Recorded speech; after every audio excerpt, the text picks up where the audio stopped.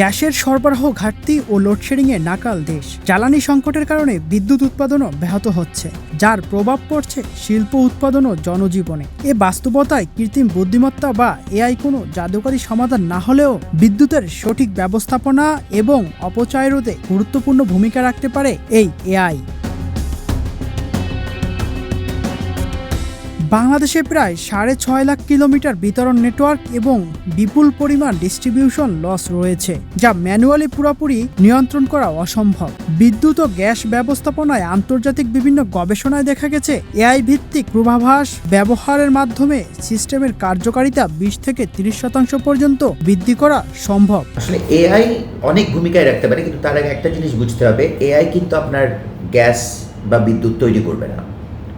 AI যেটা করবে, আপনি আপনার যে বিদ্যমান গ্যাস বা বিদ্যুৎ আছে ওটা কখন কিভাবে ইউজ করলে, কোন খাতে ইউজ করলে আপনি ম্যাক্সিমাম অপটিমাম আউটপুটটা পাবেন, ওটা আপনাকে এনশিওর করতে পারবে। প্রবলেম হচ্ছে আমাদের গ্যাস শর্টেজ, আমাদের ট্রান্সমিশন লাইনের প্রবলেম, আমাদের ইনএফিশিয়েন্ট লোড ম্যানেজমেন্ট, আমাদের ওই যে মেইনটেনেন্স আউটেজ, সর্বপ্রতি একদম একটা ওভারঅল যেই প্রবলেমটা, এখানে বিভিন্ন জিনিস মিলিয়ে একটা টোটাল প্রবলেমে তৈরি করেছে। তো এইসব ক্ষেত্রে আসলে এআই একটা অনেক গুরুত্বপূর্ণ ভূমিকা পালন করে। পৃথিবীর বিভিন্ন দেশে এআই আপনার ইউজ করা হচ্ছে ফর এনার্জি ম্যানেজমেন্ট।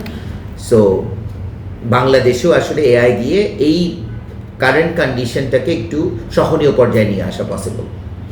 ভারত, যুক্তরাষ্ট্র কিংবা যুক্তরাজ্যের মতো দেশগুলো ইতিমধ্যে গ্রিড ব্যবস্থাপনা, চাহিদা পূর্বাভাস এবং লিঙ্ক শনাক্তকরণে এআই এর সফল প্রয়োগ করেছে। যুক্তরাজ্য তাদের পুরো ইলেকট্রিসিটি সিস্টেম এআই দিয়ে অটোমেটেড করেছে। তবে বিশেষজ্ঞদের মতে অন্য দেশের মডেল হুবহু কপি না করে বাংলাদেশ নিজস্ব বাস্তবতা অনুযায়ী মডেল তৈরি করে এআই কাজে লাগানো যেতে পারে। সব দেশের মডেল আসলে ডিফারেন্ট, প্রত্যেকটা দেশের মডেল ওই দেশের পার্সপেক্টিভের উপর ডিপেন্ড করে। আমরা কোনো একটা মডেল এখানে এনে বসিয়ে দিলে এটা কাজ করবে না। হ্যাঁ, সো আমাদের জন্য আমাদের মতো করে মডেলটা তৈরি করতে হবে।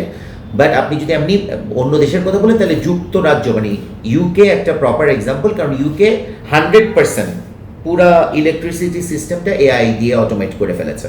হ্যাঁ, আমরা বাংলাদেশেও এটা করতে পারবো, বাট এটা আমার মনে হয় ওভারনাইট পসিবল না। আমাদের ধাপে ধাপে কয়েকটা স্টেপে ইন 2 to 3 years বা মেবি 5 years টাইম ফ্রেমের মধ্যে এটা অটোমেট করা যাবে। এআই বাস্তবায়নের মূল শর্ত হলো সঠিক ডেটা। বাংলাদেশে স্মার্ট মিটার, স্মার্ট গ্রিড এবং সেন্সরের অভাব থাকায় রাতারাতি শুধু সফটওয়্যার বসিয়ে সমাধান পাওয়া যাবে না। এর জন্য সর্বপ্রথম প্রয়োজন শক্তিশালী ডেটা অবকাঠামো ও ডেটা গভর্নেন্স। আমাদের দেশে ডেটা অ্যাভেলেবিলিটিটা এখনো ওইভাবে নাই। আমাদের সব জায়গায় স্মার্ট মিটার হয় নাই, স্মার্ট গ্রিড এখনো পুরোপুরি ইন্ট্রোডিউস হয় নাই। সো সবার আগে আমাকে আসলে এআই মডেল বসালেই হবে না, এটাকে ভালো ডেটা আমার লাগবে। সো এখানে আমার ডেটা আমার ডেটা কালেকশনের ব্যাপারটা আছে, ইটস ভেরি ইম্পর্টেন্ট। সো আমাদের প্রপার ডেটা কালেকশনের প্রসিডিওরটা থাকতে হবে, ডেটা গভর্নেন্স থাকতে হবে, রিয়েল টাইম সেন্সার্সগুলো থাকতে হবে, আমি যেন রিয়েল টাইম ডেটা পাই। এই জিনিসগুলো সেজন্য বললাম, আমরা ওভারনাইট আজকে একটা এআই মডেল বসাই দিলে বাংলাদেশে এআই হয়ে যাবে না। আমাদেরকে এটা 3 to 5 years টাইমের মধ্যে পুরো জিনিসটা ইমপ্লিমেন্ট করতে হবে কয়েকটা ধাপে।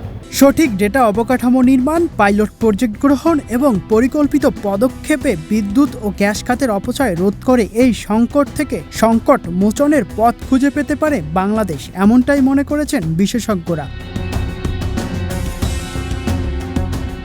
শিমুল হাওলাদার, বৈশাখী সংবাদ।